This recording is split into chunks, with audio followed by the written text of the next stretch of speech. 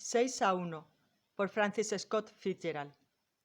Barnes miraba desde lo alto de las escaleras el amplio vestíbulo, el salón de la casa y aquel grupo de jóvenes. Su amigo Schofield le hacía algún comentario benévolo y Barnes no quería interrumpirlo. En lo más alto de las escaleras, inmóvil, parecía dejarse llevar de repente por el ritmo de los ocupantes del salón. Los miraba como si fueran estatuas, seres de otro mundo, cincelados en la luz crepuscular de Minnesota que poco a poco se apoderaba del gran salón. Allí estaban los cinco, los dos jóvenes Schofield y sus amigos, todos bien parecidos, típicamente americanos, vestidos con cierta despreocupación pero sin desaliño, perfectamente constituidos, con cara de entusiasmo y expresión de estar abiertos al mundo. Entonces se dio cuenta de que parecían ordenarse de acuerdo con un plan, perfil sobre perfil, rubios y morenos, mirando hacia el señor Schofield. Erguidos, pero en actitud vagamente relajada, sin tensión pero alertas, con sus pantalones de franela y los jerseys de angora suave y la mano en el hombro del compañero como para integrarse en la sólida camaradería del grupo. Entonces, de repente, como un grupo de modelos que rompiera filas después de posar para un escultor, la composición se disolvió y todos se dirigieron hacia la puerta. Barnes se quedó con la sensación de haber visto algo más que cinco jóvenes entre los 16 y los 18 años, a puntos de navegar o jugar al tenis o al golf. Le habían dejado la viva impresión de un estilo de vida, una manera de ser joven algo diferente a la de su propia generación, que fue menos segura, más torpe. Aquella generación estaba unida por principios que él desconocía. Se preguntó vagamente cuáles eran los principios predominantes en 1920, si seguían vigentes, y tuvo una sensación de futilidad, de demasiado esfuerzo para un triunfo puramente estético. Entonces Schofield le pidió que bajara al salón. ¿No forman un buen quinteto?, preguntó Schofield. Dime, ¿has visto alguna vez un quinteto mejor? Muy bueno, asintió Barnes sin demasiado entusiasmo. Tenía de repente el presentimiento de que su generación, gracias a años de esfuerzo, había hecho posible una edad de Pericles, pero no había producido ningún futuro Pericles. Habían montado el escenario, pero ¿contaban con los actores adecuados? Y no es solo porque de la casualidad de que dos de ellos sean mis hijos, continuó Schofield. Es evidente. No encontrarías un grupo igual en ninguna ciudad del país. En primer lugar, son fuertes. Los dos pequeños Navegnau no van a ser demasiado altos, algo más que su padre, pero el mayor podría formar parte del equipo de hockey de cualquier universidad ahora mismo. ¿Qué edad tienen?, preguntó Barnes.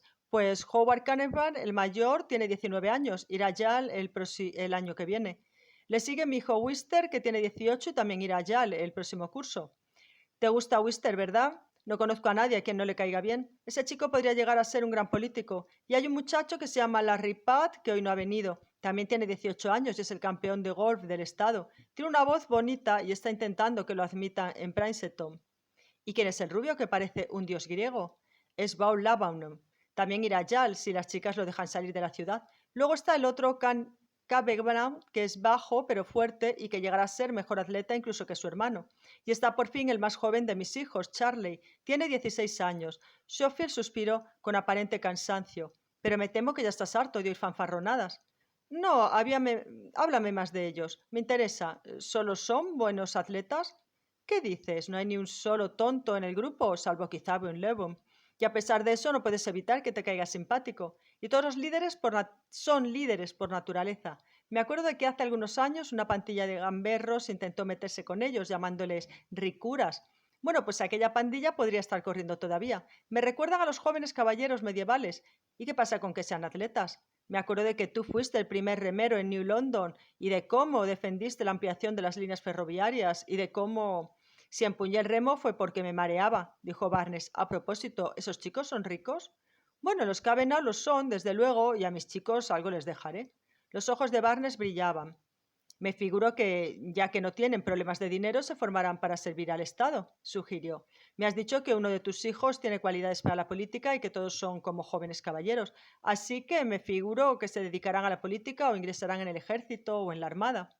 No sé, en la voz de Schofield había cierta inquietud. Creo que a sus padres no les gustaría mucho que no se dedicaran a los negocios. Es natural, ¿no? Es natural, pero es poco romántico, dijo Barnes de buen humor. Te has propuesto sacarme de quicio, dijo Schofield. Bueno, si encuentras a alguien que los iguale... Realmente forman una especie de grupo escultórico, admitió Barnes. Tienen lo que podríamos llamar un encanto especial. Parecen un anuncio de cigarrillos, pero... Pero tú eres un viejo amargado, le interrumpió Schofield. Ya te he explicado que todos esos chicos son perfectos. Mi hijo Wister ha sido este año el primero de su clase, y yo estaba repugnantemente orgulloso de que hubiera ganado la medalla al mejor alumno de la región. Los dos hombres estaban frente a frente con la baraja del futuro sin cortar encima de la mesa. Habían ido juntos a la universidad y eran amigos desde hacía muchos años. Barnes no había tenido hijos y Schofield atribuía su falta de entusiasmo a esta circunstancia. El caso es que no me los imagino prendiéndole fuego al mundo, mejorando lo que hicieron sus padres, estalló Barnes de repente. Y a sus padres les deben la mayor parte de su encanto. En el este están empezando a darse cuenta de que los chicos ricos tienen problemas. ¿Es posible competir con ellos? Quizá por el momento o no. Se inclinó, los ojos le brillaban. Pero podría escoger a 6 chicos de algún instituto de Cleveland, educarlos y creo que dentro de 10 años superarían ampliamente a tus jóvenes camaradas. Se les exige demasiado poco, se espera demasiado poco de ellos. ¿Hay algo más cómodo que tener que preocuparse únicamente de seguir siendo un atleta encantador? Sé lo que piensas, objetó Schofield burlón. Vas a una escuela pública y eliges a los 6 alumnos más brillantes.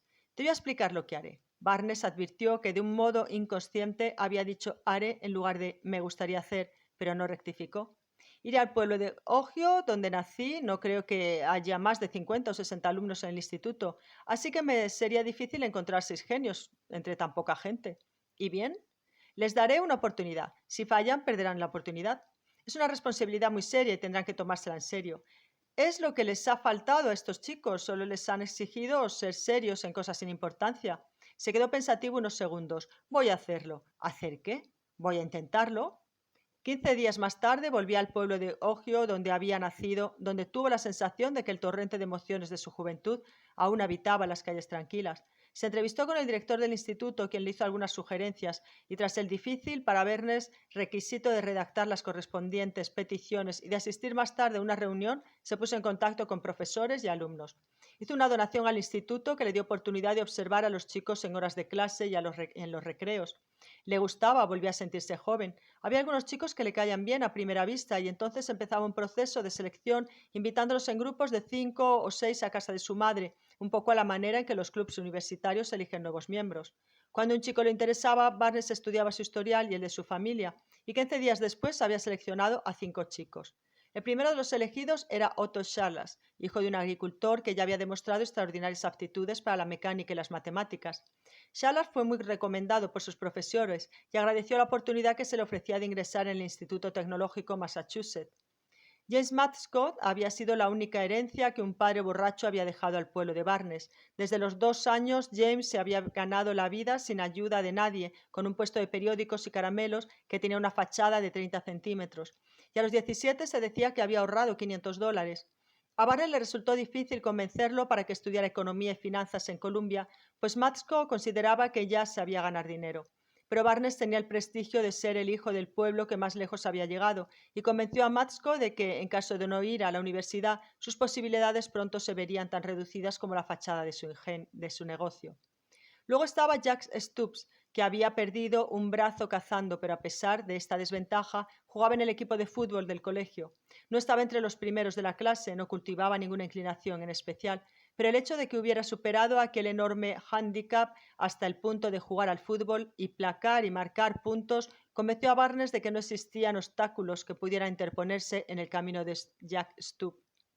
El cuarto elegido fue George Winfield, que estaba a punto de cumplir 20 años. A causa de la muerte de su padre, había dejado el colegio a los 14 y había ayudado a mantener a su familia durante 4 años, y luego, cuando la situación mejoró, había vuelto al instituto a terminar sus estudios.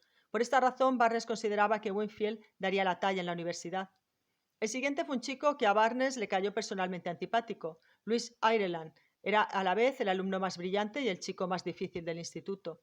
Desaliñado, insubordinado y excéntrico, Luis pintaba caricaturas procaces parapateado tras el libro de latín, pero cuando el profesor lo llamaba recitaba perfectamente la lección. Era un talento en potencia, imposible prescindir de él.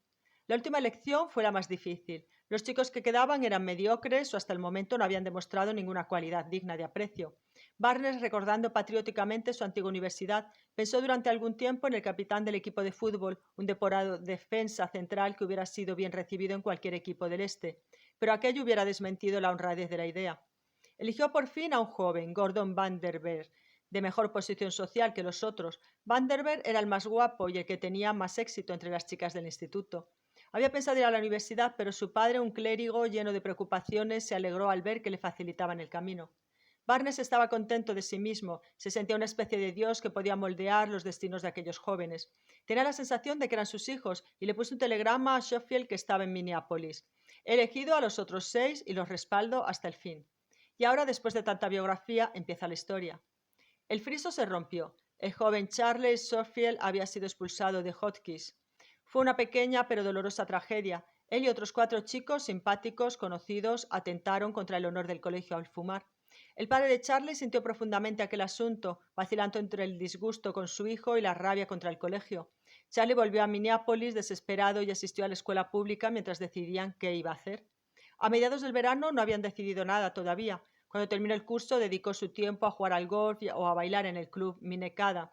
Era un guapo muchacho de 18 años que aparentaba más edad, de modales encantadores, sin ningún vicio serio, pero con cierta tendencia a dejarse influir fácilmente por las chicas que merecían su admiración. En aquel tiempo admiraba fundamentalmente a Gladys Irving, una recién casada que apenas le llevaba 2 años. La perseguía en los bailes del club y estaba prendado de ella, aunque Gladys, por su parte, estaba enamorada de su marido y solo buscaba en Charlie la confirmación de que era joven y atractiva, eso que a menudo necesita toda mujer bella después de tener su primer hijo. Una noche, sentados en la terraza del Club Lafayette, Charlie sintió la necesidad de fanfarronear ante ella, de presumir de tener más experiencia, de poder protegerla. He visto mucho mundo para la edad que tengo, dijo, he hecho cosas que ni siquiera te podría contar.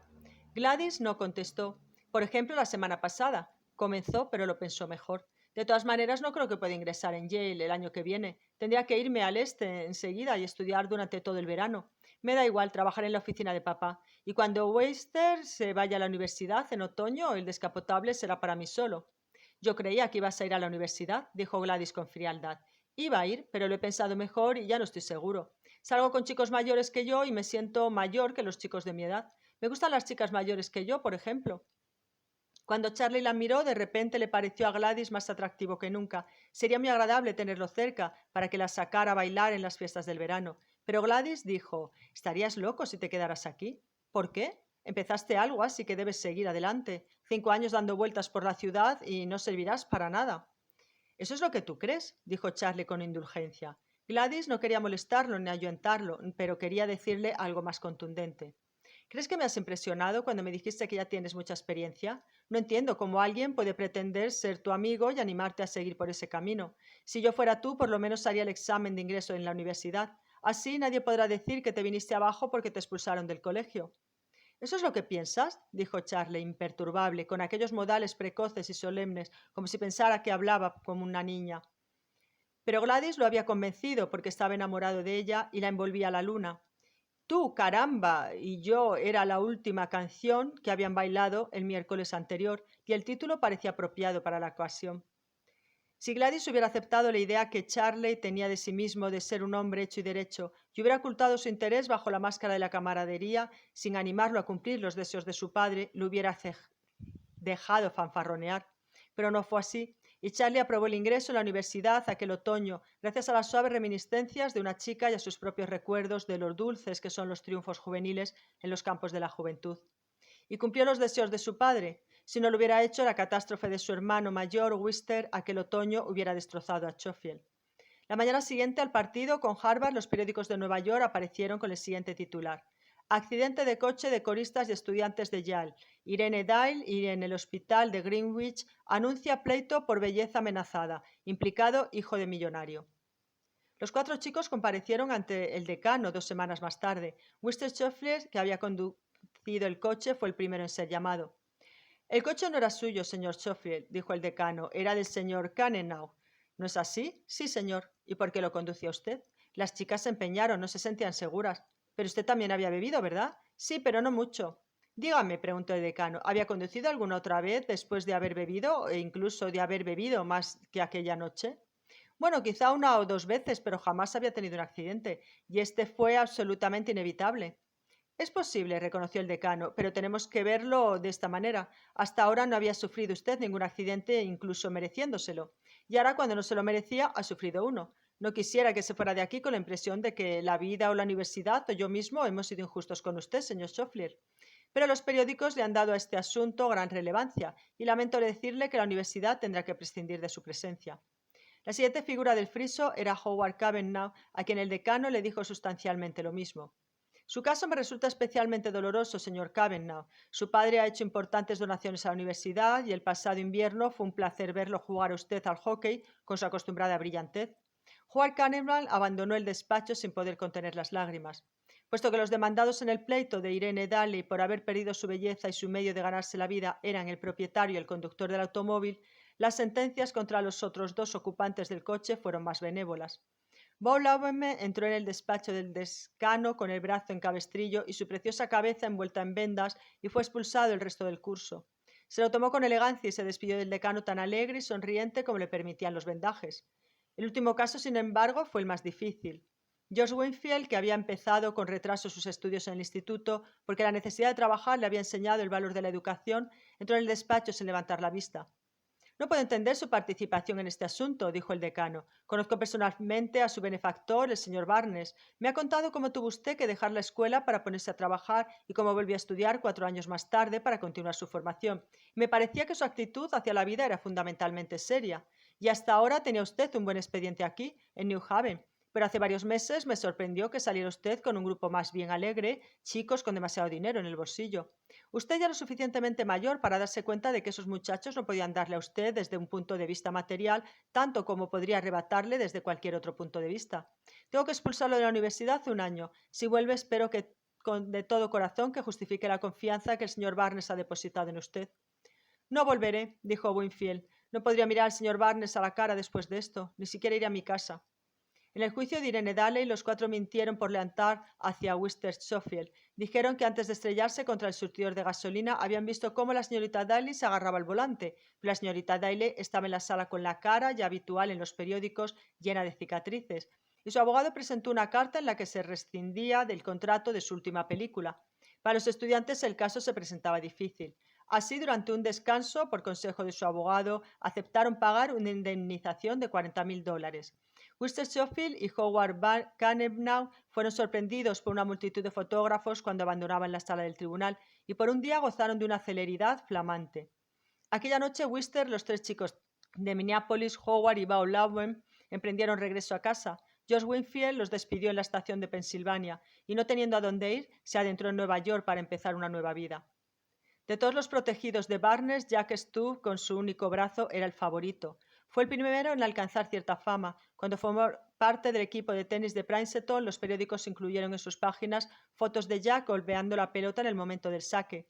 Cuando terminó sus estudios, Barnes le dio trabajo en su oficina. Había hablado con frecuencia de un hijo adoptivo. Stubb, junto con Shalon, hoy un prestigioso ingeniero, fue el más satisfactorio de sus experimentos, aunque Jim Matsko había merecido a los 27 años ser invitado a entrar como socio en un despacho de corredores de bolsa de Wall Street. Económicamente hablando, era el que había obtenido mayor éxito de los 6, pero Barnes se dio cuenta de que les asqueaban un poco su egoísmo y su dureza. Se preguntaba incluso si él, Barnes, había desempeñado algún papel real en la carrera de Matsko. Importaba poco, a fin de cuentas, que Matsko fuera una figura de las finanzas en la metrópoli o un próspero comerciante del Medio Oeste, y era indudable que se hubiera abierto camino sin ningún tipo de ayuda. Una mañana de 1930, Barnes le dio a Jack Stubb una carta para que la añadiera al libro de contabilidad de los chicos. ¿Qué opinas de esto? La carta era de Louis Ireland, que estaba en París. Sobre Louis no se ponían de acuerdo y mientras Jack leía se preparaba para interceder por él una vez más. Querido señor, después de su última carta recibida a través de su banco en esta ciudad, adjuntando cheque que por la presente le agradezco, no me siento obligado a volver a escribirle, pero puesto que el hecho concreto del valor comercial de un objeto parece ser capaz de impresionarle, mientras permanece absolutamente insensible al valor de una abstracción, le escribo para comunicarle que mi exposición ha tenido un éxito sin precedentes. Para adaptarme lo más posible a su nivel intelectual, le diré que he vendido 2 piezas, un busto de Lalette, la actriz, y un grupo de animales en bronce, por un total de 7,000 francos, $280. Además, tengo encargos que me ocuparán todo el verano. Le adjunto el recorte de un artículo que me dedica Carriers Dart, que le demostrará que piense lo que piense de mi talento y mi carrera, su opinión no puede ser considerada unánime. Esto no quiere decir que yo no le agradezca su piadoso intento de proporcionarme una educación. Me figuro que Harvard no era peor que cualquier refinado colegio para señoritas. Los años que desperdicié allí me proporcionaron un punto de vista agudo y bien documentado sobre la vida y las instituciones de Estados Unidos. Pero su sugerencia de que regrese a América y me dedique a esculpir ninfas estandarizadas para las fuentes de los espectaculares Especuladores era un poco excesiva. Stubbs dejó de leer con una sonrisa. Bueno, dijo Barnes, ¿qué te parece? ¿Está loco o el hecho de que haya vendido algunas estatuas demuestra que el loco soy yo?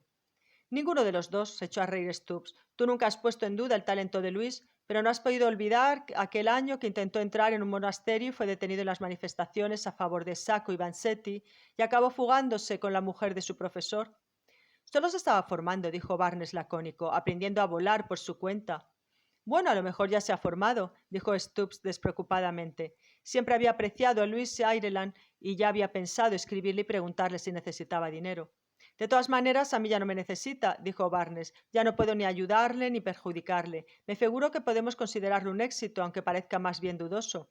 Veamos cómo van las cosas. Tengo que ver a Sheffield en Minneapolis la semana que viene y me gustaría ajustar cuentas. En mi opinión, habéis sido un éxito tú, Otto Schan, James Matsko, pese a lo que tú y yo pensemos de él como persona, y demos por supuesto que Louis Ireland va a ser un gran escultor.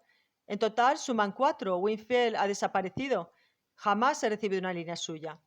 A lo mejor le van bien las cosas en alguna parte. Si le fueran bien las cosas, creo que me lo hubiera hecho saber. Por el momento lo incluiremos en la columna de los fracasos. Y luego está Gordon Vanderberg. Los dos guardaron silencio un instante. No os me explico lo de Gordon, dijo Barnes. Es un tipo estupendo, pero desde que dejó la universidad no ha encontrado forma de levantar cabeza. Era más joven que vosotros y tenía la ventaja de haber pasado 2 años en Andover antes de ir a la universidad, y en Princeton los dejó de piedra, como tú dices. Pero parece haber perdido las alas. Hace 4 años que no hace absolutamente nada. Es incapaz de conservar un trabajo, incapaz de concentrarse en nada, y no parece que le importe mucho. He terminado con Gordon. En aquel momento anunciaron por teléfono que Gordon había llegado. Me había pedido una cita, explicó Barnes. Me figuro que quiere meterse en algún asunto nuevo. Un joven bien parecido, con ademanes desenvueltos y agradables, entró airosamente en el despacho. Buenas tardes, tío Ed. Qué alegría verte, Jack. Gordon se sentó. Traigo muchas y buenas noticias. ¿Sobre qué? Preguntó Barnes. Sobre mí. Ya sé, te han llamado para que prepares la fusión entre Morgan y el puente de Kingsburg. Es una fusión, asintió Vanderberg. Pero no son esas las partes implicadas. Me he prometido. La expresión de Barnes se iluminó. Mi novia se llama, continuó Vanderberg, Esther Crosby. Permíteme felicitarte, dijo Barnes con ironía. Me figuro que es familia de H.B. Crosby. Exactamente, dijo Vanderberg sin inmutarse, su única hija. Por un momento reinó el silencio en el despacho, luego Barnes estalló. ¿Tú, precisamente tú, te vas a casar con la hija de Crosby? ¿No sabe Crosby que el mes pasado tuvieron que prescindir de tus servicios en uno de sus bancos? Me temo que lo sabe todo sobre mí. Me llevo observando 4 años, ¿sabes, tío Ed? Continuó alegremente. Esther y yo nos hicimos novios el último curso que estuve en Princeton. Mi compañero de habitación le invitó a una fiesta, pero ella me prefirió a mí. Aunque claro, el señor Crosby no ha querido oír hablar del asunto hasta que he demostrado mi valía. Demostrado tu valía, repitió Barnes. ¿Piensas que has demostrado tu valía? Bueno, sí. ¿Cómo? Esperando 4 años. Entiéndelo, tanto Esther como yo podríamos habernos casado con cualquiera en ese tiempo, pero no lo hicimos. En vez de eso nos propusimos vencer su resistencia, por decirlo así, y por eso no he sido capaz de dedicarme seriamente a otra cosa. El señor Crosby es todo un carácter y se necesita mucho tiempo y mucha energía para vencer su resistencia. Si Esther y yo no podíamos vernos durante meses, ella no comía. Y claro, cuando me acordaba de aquello, yo tampoco podía comer, así que no podía trabajar. ¿Y dices que por fin ha dado su consentimiento? Sí, anoche. ¿Iba a permitir que sigas ganduleando? No, Esther y yo vamos a ingresar en el servicio diplomático. Esther considera que la familia ha superado la fase de la banca.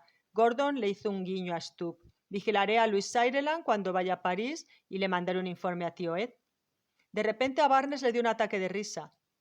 Bueno, en el bombo de la lotería caben todos los números, dijo. Cuando se elegía los 6 podía imaginarme cualquier cosa. Le preguntó a Stubbs. ¿En qué columna lo incluimos? ¿En la de éxitos o en la de fracasos? Un éxito clamoroso, dijo Stubbs, el primero de la lista. 2 semanas después, Barnes se reunía en Minneapolis con su viejo amigo Schofield. Recordaba la casa con los 6 chicos tal como la había visto por última vez. Parecía conservar cicatrices de los muchachos como las huellas que los cuadros dejan en las paredes que han protegido durante años de la marca del tiempo. Puesto que no sabía qué había sucedido con los hijos de Schofield, evitó referirse a su conversación de hacía 10 años hasta cerciorarse de que no era un terreno peligroso. Y se alegró de su reticencia cuando por la noche Schofield le habló de su hijo mayor, Wister. Parece que Winston no ha llegado a encontrarse consigo mismo y era un chico tan animoso. Era el líder de todos los grupos de los que ha formado parte. Siempre conseguiría que las cosas marcharan. Cuando era más joven, nuestras casas en la ciudad y en el lago siempre rebosaban de gente joven. Poco después, pero después de dejar Yale, perdió el interés por las cosas. Sentía una especie de desdén por todo. Durante un tiempo pensé que se debía a que bebía demasiado, pero se casó con una chica preciosa que se ocupó del asunto. Pero sigue sin tener ambiciones. Tenía proyectos de vivir en el campo, así que le compré un criadero de zorros plateados, pero no prosperó. Y lo mandé a Florida cuando el crecimiento económico, pero tampoco fue mejor. Ahora parece interesarle un rancho para turistas en Montana, pero la depresión... Barnes aprovechó la oportunidad para preguntar, ¿qué fue de aquellos amigos de tus hijos que conocí un día? Veamos, sé a quiénes te refieres. Estaba Cavenau, ya sabes, el de las harinas, que venía mucho. Veamos, se fugó con una chica del este y durante algunos años su mujer y él fueron los cabecillas de una pandilla de por aquí. Lo único que hicieron fue beber en grandes cantidades y poco más. Me parece haber oído el otro día que Howard está intentando conseguir el divorcio. Y estaba el hermano menor que nunca consiguió ingresar en la universidad. Acabó casándose con una manicura y viven aquí con bastante desahogo. No he oído mucho más sobre ellos. Los rodeaba una especie de hechizo, de fascinación, recordó Barnes. Habían estado tan seguros de sí mismos, tanto individualmente como en grupo, animosos, un friso de jóvenes griegos, de cuerpos llenos de gracia, listos para vivir. Estaba también Larry Patt. Si te apetece, podrías verlo. Un gran jugador de golf. No aguantó la universidad. Parece que en la universidad no había suficiente aire fresco para Larry. Y añadió a la defensiva. Pero supo sacar partido de lo que sabía hacer mejor. Abrió una tienda de deportes y la convirtió en un buen negocio, según tengo entendido. Tiene una cadena de 3 o 4 tiendas. Creo recordar a un chico excepcionalmente guapo. Ah, Boila Boom. También anduvo metido en aquel lío de New Haven, y después de aquello se destruyó, bebida y qué sé yo. Su padre lo intentó todo y ahora ya no sabe qué hacer con él. La cara de Schofield se iluminó de repente, le brillaban los ojos. Pero deja que te cuente, tengo un chico, mi Charlie. No lo cambiaría por todos los otros juntos. Va a venir a verme dentro de un momento, así que podrás verlo. Tuvo un mal comienzo, en Hotchkiss se metió en problemas, pero ¿se rindió? Jamás. Volvió a estudiar y consiguió un buen expediente en New Haven, miembro del mejor club de estudiantes y todas esas cosas. Luego viajó por el mundo con unos cuantos amigos y volvió y me dijo, muy bien, papá, estoy preparado. ¿Cuándo empiezo a trabajar? No sé lo que haría sin Charlie. Se casó hace pocos meses con una joven viuda de la que siempre había estado enamorado. Y su madre y yo todavía lo echamos de menos, aunque los dos vienen a menudo. Barnes se alegró de aquello y de repente se resignó a no haber tenido hijos. Sale bueno uno de cada dos, y aunque puedes esperar más, también puedes quedarte sin nada y tener que envejecer solo cuando esperabas tanto de los hijos. Charlie lleva los negocios, continuó Sophie. Sí, él y un joven llamado Winfield, que Wister me recomendó hace 5 o 6 años. Wister se sentía responsable respecto a él, consideraba que lo había metido en aquel problema de New Haven y el chico no tenía familia. Wister se portó bien en ese asunto. Otro de los 6 de Barnes que había respondido. Barnes sintió una oleada de triunfo, pero se dio cuenta de que debía disimular. Poco después, cuando Schofield le preguntó si había llevado a cabo su intención de enviar a algunos chicos a la universidad, evitó contestar. Después de todo, cada instante tiene su valor. Puede ser cuestionado a la luz de los acontecimientos posteriores, pero el instante permanece. El joven príncipe, vestido de terciopelo, arropado por el calor de la familia y cerca de la reina, entre el silencio de los ricos tapices, puede convertirse en Pedro el Cruel o en Carlos el Loco, pero el instante de belleza existió. 10 años antes, Schofield había mirado a sus hijos y a sus amigos como a samuráis, radiantes, gloriosos y jóvenes, quizá como algo que él había echado de menos en su propia juventud. Y más tarde tuvieron que pagar un precio estos chicos, todos demasiado perfectos, con la balanza de la vida inclinada hacia la juventud, de manera que todo lo posterior habría de ser inevitablemente una decepción. Aquellos jóvenes habían sido educados como príncipes sin tener nunca ninguna de las responsabilidades de un príncipe. Bars no sabía qué tendrían que haber hecho sus madres, que les había faltado a sus madres, pero se alegraba de que su amigo Schofield tuviera un hijo de verdad. En cuanto a su experimento, no se arrepentía, pero tampoco lo hubiera repetido. Quizá probara algo, pero no sabía exactamente qué. Quizá que la vida se renueva sin cesar y el esplendor y la belleza le abren paso, y se alegraba de haber aprendido que la República podía sobrevivir a los errores de una generación entera, apartando los desechos, favoreciendo la vitalidad y la fortaleza. Lo único que parecía fatal y demasiado americano era que todos aquellos desechos estuvieran en la cima. Se daba cuenta de que no viviría lo suficiente para ver el final, para ver la seriedad en la misma piel que la oportunidad, para ver cómo la raza desarrollaba por fin todas sus posibilidades.